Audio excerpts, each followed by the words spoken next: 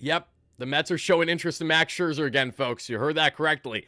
How you doing, everybody? It's Wardy here, and we're back at it, breaking down the latest of Mets land. And in today's segment, we're going to highlight the latest reporting that came out earlier today, having everything to do with the Mets being among teams showing interest, and yes, Mad Max Scherzer. We'll get into why does David Stearns at all have interest in bringing back the Grizzled veteran entering his age 40 season. Does this at all make sense for the Mets, and to what degree versus why it maybe doesn't? And ultimately, how do you fans feel about this, as I want to see your initial reactions in the comments down below. Are you for or against a Max Scherzer reunion? We have a lot to break down right here, right now, everybody. So thank you so much for smashing that like and subscribe button as you first chime in. It's greatly appreciated. Let me know those initial reactions in the comments down below. And shout out to our amazing sponsor that plenty of you guys know plenty at BetUS, which has you covered with all your sports betting needs. Simply head over to betus.com.pa today. Use Wardy's promo code YouTube150. That way YouTube will get a 150% bonus on your first deposit, 125 on your second and your third, up to $2,000 for whatever you want to bet on. And with the NFC Championship and AFC Championship this weekend, folks, I'm hammering there the Commanders to make sure that they either win outright or make sure that they don't lose by more than 6 points in their matchup in Philly against those very passionate and diehard Eagles fans, and certainly Saquon Barkley and that tremendous Eagles team. And the reason why I went with this pick, and of course, guys, you can tail it. This is a $50 bet that's going to win me 95 and change total should it hit with them either making sure that they win or don't lose by more than 6 points.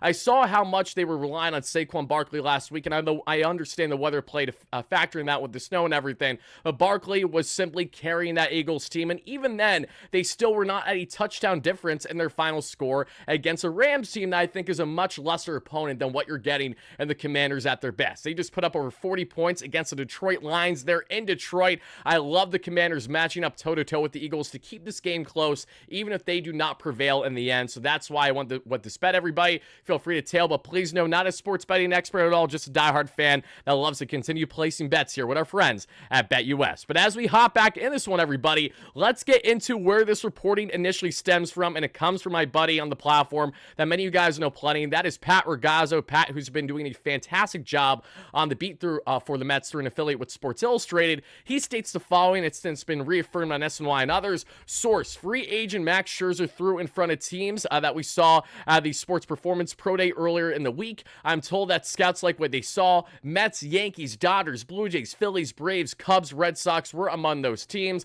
We know Scherzer has already had like preliminary talks with the Blue Jays that we've highlighted, even though that, according to people out of Sportsnet in Toronto's camp yesterday, when it comes to both Scherzer and Alonso, nothing has progressed in talks according to them. And those are people closest in the Toronto Blue Jays community out of the media front. So take that however which way that you want to. But now let's further find out from Pat Ragazzo, as reports right here, hearing the Mets have some level of interest at reuniting with Max Scherzer on a one-year deal. And that's where things get very interesting to me. And that's where I want to know everyone's initial reactions in the comments down below, because I will first start by saying, guys, I was there. I was sitting in the wild card, freezing my you-know-what's off there in the wild card round between the Mets and the Padres.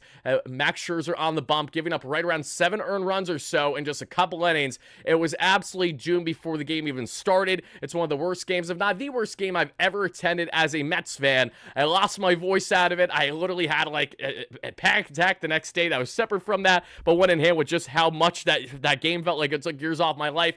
I'm here to tell you that I've seen Max Scherzer at his worst in a Mets uniform in person. I'm not in favor of Max Scherzer by any stretch of the imagination unless it is under certain stipulations, and that is exactly what I want to highlight. Is, as you guys see down below, Mad Max this past season didn't even throw 50 innings. Why? Because he's 40 years of age now. He isn't getting any younger. The velo ticks continue to go down, and he is going to continue to be injury plagued. Why? Because Max is also a stubborn guy. Even as he continues to get older, he likes to do things his way, even if that means it's going to really hurt his body in the process of it happening. A sub-4 ERA this past year with the Texas Rangers, a 3.86 expected ERA that we saw, at 8.3 K per 9 to respectable 2 walks per 9. So even though the K to walk ratio is around a 6 or so, he has steadily been very good on commanding the strike zone throughout his career, Mad Max, which is why he's a guaranteed Hall of Famer, a multi-time World Series champ, a 1 year in 2019 where he absolutely deserved it with the Washington Nationals, stepping up with that massive contract and then some,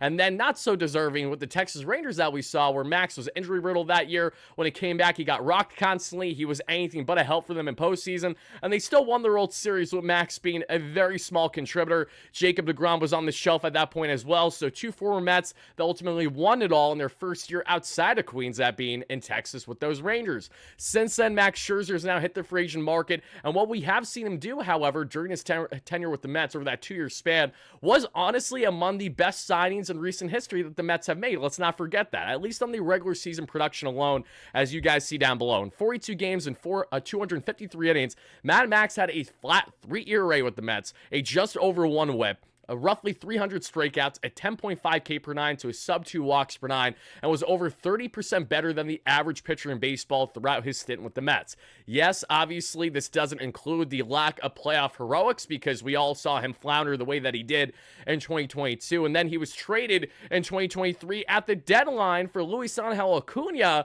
and we did hear at the time that Billy Epler and Steve Cohen approached Max and told them that they're essentially going in a different direction, that they're going more so in this rebuild/retool type then, because they were not able to get the team to their liking in 2023 to go on another run. So Max vocalized that and made it abundantly clear on, what he agreed with and maybe what he didn't agree with. And we had that drama a couple years ago. I remember it like it was yesterday, just to come to find out that, yeah, the Mets did pitch that to Max, but they also wanted to make sure that they could just try to get rid of his contract. That was the biggest incentive for them. Same thing with Justin Verlander when they traded him for Drew Gilbert and Ryan Clifford. It was the same exact thing. They traded away grizzled veterans, and they had to make sure that they were on board saying, hey, we're not going to be winning this year. We're not even going to really try to win next year.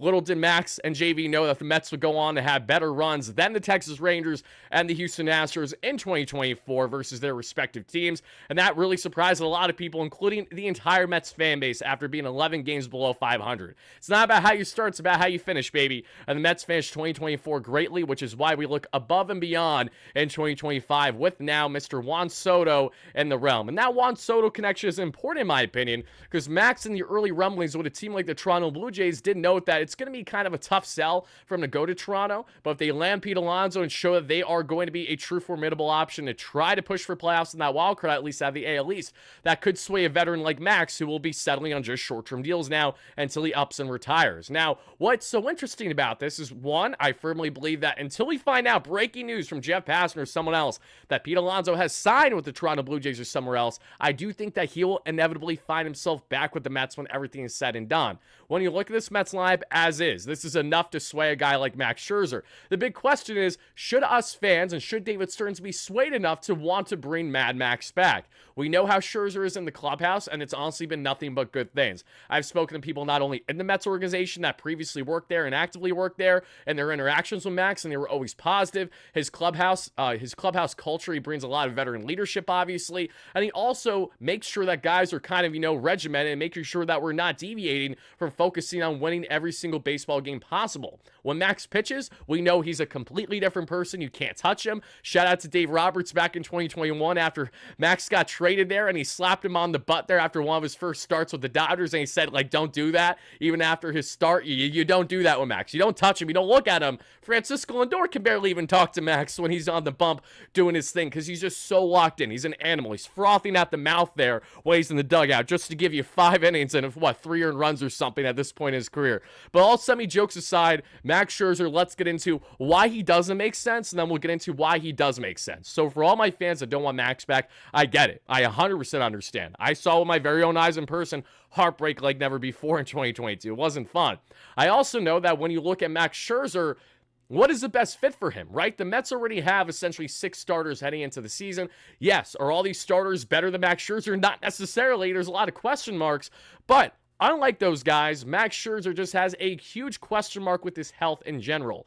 And the big question is, if you bring in someone like Max, how would you utilize him? Would you try to keep him in the 6-man rotation, maybe more on the back end, and see how many innings he can give from you, that you can get out of him? And then if it doesn't work, you shift him potentially to the bullpen. If he's not going to be too much of a stubborn you-know-what about it, that's possible. I also completely see why people are saying, hey, Max's fastball averaged 92, 93 last year, even with the injury-riddled year. The ticks are going down. He's not not getting any younger. It's a meatball of a pitch nowadays. Even with this strong K to walk ratio, why are we considering someone like Max? And the reason why the Mets are not only considering someone like Max Scherzer, but why he actually fits the mold for them a little bit more than some guys, whether that's Jack Flaherty, Nick Pivetta, is the following.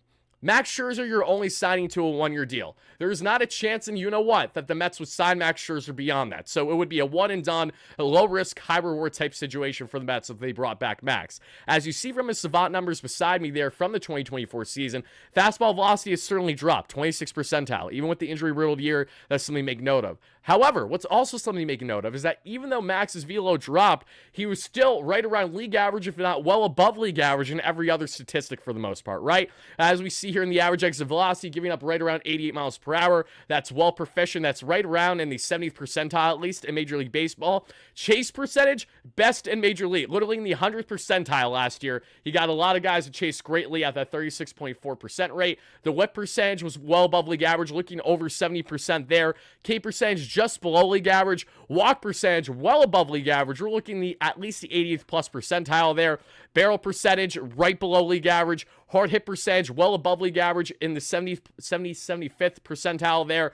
Not known for being a ground ball pitcher, so the extension stuff, that's all irrelevant. Expected ERA, a little bit above average. Expected batting average, a little bit below average. So even with Max Scherzer having an injury-riddled year in that limited sample size, he was still putting up numbers that I don't think anyone would really be complaining about if he was doing that with the Mets, injury-riddled aside. You know what I'm saying? When you look at Griffin Canning, when you look at Paul Blackburn, when you look at some of the other options that the Mets have, even to a degree you could argue in Clay Holmes, there's so much uncertainty there. You would at least know at minimum what you're getting in Max Scherzer. You know what he is at his worst, and you know what he is at his best. And we know that Max is not going to consistently churn out 7 inning quality outings for us, but he is a guy that just a year removed, however, from pitching over 150 innings in the regular season, getting rocked a bit that we saw in the postseason, obviously. So Max feels like a guy that truly makes sense if it's to the following. 1, it's only a one-year deal, and 2, he pretty much fits the role of whatever the Mets feel is best for him. This is not about Max controlling everything the way that it pretty much was when him and JV first came here, because they were trying to be the faces of the organization in a way that just didn't work with that two-headed grizzled veteran of a monster. But if the Mets bring in Max in a role that they feel most comfortable, and if he clearly shows further regression and isn't doing well as part of a rotation piece, then David Stearns and Steve Cohen will not be opposed to pushing him in the bullpen or parting ways with him entirely if, say, he becomes a problem for one reason or another. We have seen David Stearns' willingness to cut dead weight if need be, the same way we've seen that with Steve Cohen. Do I think that the bridge has burned between Steve Cohen and Max Scherzer? No, I don't. Because after the fact, even after that initial presser that Max had with the Texas Rangers a couple years ago, he has spoken glowingly of Steve Cohen since then that I've seen in other interviews. It isn't about, thinking that Steve Cohen's wrong in his vision or anything like that versus just what he initially thought he was signing up for versus a reality. And the also reality, Max, is that you, one way or another, kind of played a part into why things didn't go the way that they should have with the Mets, especially when we look at that 2022 run. The regular season production was great, but you were without question the massive reason as to why we couldn't get farther than what we did there in that wildcard round, because you floundered right from the start. You just couldn't step up. Scherzer in 2022 and 2023 had over 170 strikeouts, which is still very impressive, over 145 innings, then 152 innings. And if he goes back to pitching anywhere from 120 to 150 plus innings this season, he will likely put up similar production. Even with a guy who's having the velocity continue to go down on his fastball, he's still getting a tremendous chase and whiff rate at this point in his career that is literally elite. This is not just slightly above league average. We're talking elite level stuff is what Max is doing. So if we can put all of our biases aside, if we can put aside why we are sour with Max Scherzer with how his tenure ended and focus on what his immediate role would be in a limited role, a short-term role, I think that's something that we can sign up for if the Mets are not going to be settling for a Jack Flaherty on, say, a couple-year deal with an opt-out. Nick Pivetta feels less likely because he has the qualifying offer attached to him. So needless to say, if the Mets are still going to land a rotation piece this offseason, it's going to be a guy that fits properly for them. Could Flaherty find himself on a 2-year deal with an opt-out? Maybe that's enough for the Mets to consider. Absolutely. But his market is still very interesting. It's been slow moving at this point. Max is picking up, as we know to this point, and a lot of teams are showing interest. Do the Mets want to make sure that they also bring in a guy like Max versus him saying going to a rival, whether that be the Atlanta Braves, which they have shown interest in not only himself, but Justin Verlander before JV ultimately went to the San Francisco Giants for the 2025 season. How do the Mets feel about Max Scherzer? We're going to find out in the coming days. Should they show continued interest in him? But the fact that, one, they went out of their way to check out how his bullpen went. Two, it's been reported from Pat Ragazzo that they're certainly weighing a one-year deal with him. And Max Scherzer wants a chance to win. He knows damn well that very few teams are going to give him a better opportunity to win now than this Mets team. With Juan Soto, if you guys remember greatly, they won the World Series together in 2019. They have a great relationship. And I remember it like it was yesterday when Soto was in attendance there. We saw in LA when the Dodgers were in postseason and Dodgers advanced, and you saw Max going crazy, and he was so hyped up because Soto went out of his way to attend those games and to be there for Max specifically, and Trey Turner, his teammates. They were having an absolute blast hanging out after the game together and everything. So there's a great relationship already between Soto and Scherzer. There's already a strong one between Scherzer and Lindor. If you bring Alonso back, Alonso and Max had a very good relationship from everything that I heard throughout the industry and during their time together, obviously. And the same thing goes with I've heard nothing negative in the Mets organization on Max Scherzer outside of him not performing in the postseason and when he departed, how everything went. When it came to his personal attitude and mentality, it was never a negative impact on other players. If anything, I think Max has sincerely helped players and younger pitchers in the organization work on their changeups, among other things. And that's another asset to this, which is interesting because you would add Max Scherzer back with this Mets pitching lab that's only gotten better by the second, especially with Desi Driscoll now in the mix of things coming from the Yankees organization as our new assistant pitching coach. And then you add in what Scherzer already has a familiarity with. I think this would bode well for both sides. And if it doesn't work, you cut the dead weight and you move on. That's why you only do a one-year commitment and let that be that. You guys let me know how comfortable and how confident are you in the current status of this Mets rotation, because if I'm being completely frank, when I look at Griffin Canning, when I look at Paul Blackburn, those guys have upside, but you know who has more upside than anyone else between those? It's certainly Max Scherzer out of that three. So even if Max is a 5 or a 6 for you, I certainly see the upside more than some other options that the Mets have in-house at this very moment. Guys, let me know if you're for or against a Max Scherzer pursuit as it's continuing as we speak right now. Thank you so much again for watching, and make sure to smash that like and subscribe on your way out for more continued Mets content like this. I hope everyone has a tremendous day, an amazing day. The Fan Fest tomorrow at Citi Field. I'm still figuring out if I will be attending or not, but if I won't be, I hope everyone has a blast. If I will be, I'll let you guys know as soon as I possibly can on the community tab or potentially in a live show much later today if we get an opportunity to do exactly that. We will also have a Mets shirt jersey giveaway to one lucky winner and a live stream next week around Monday or Tuesday, so make sure you're chiming into our live streams as much as you can. Until then, everybody, have a fantastic rest of your day, night, evening, whenever you're watching this, and this is your guy Wardy signing out. Let's go Mets, baby. Peace.